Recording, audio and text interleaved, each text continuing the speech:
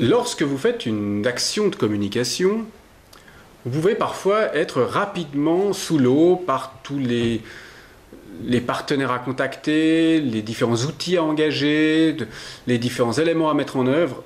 Et ça sera beaucoup plus simple si vous travaillez avec un outil qui va vous permettre de synthétiser ces différentes informations. Pour cela, j'ai développé une matrice ou un canevas, on l'appellera comme on voudra, que vous voyez sur votre écran, qui va vous permettre justement, sur une seule feuille, de visualiser les différents éléments auxquels vous devez penser pour pouvoir communiquer efficacement. D'abord, la première chose, c'est de se poser la question. Quelle est la situation actuelle? Ce qui est. Quel est le problème que vous devez résoudre? Ensuite, vous pouvez vous interroger aussi sur vos différentes compétences, ce qu'on appelle le USP, l'Unique Selling Proposition, votre proposition unique de vente, votre valeur ajoutée. Quel est l'intérêt de vos compétences pour vos clients?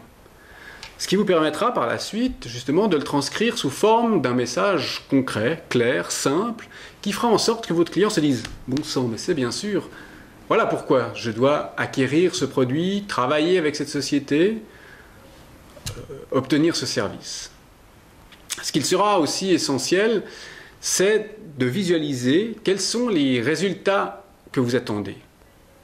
Quels sont vos objectifs, c'est-à-dire ce qui devrait être. Une fois que votre client aura acquis votre prestation ou votre solution, comment devra être la situation?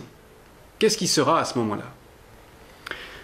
Pour cela, vous allez engager vos messages, vous allez définir votre cible, qui sont vos consommateurs, voir quels sont vos partenaires, avec qui allez-vous travailler, est-ce que c'est des partenaires médias, est-ce que ce sont des partenaires fournisseurs, etc. Qui sont les personnes dans votre constellation qui vont vous permettre de mettre en place avec efficacité votre communication.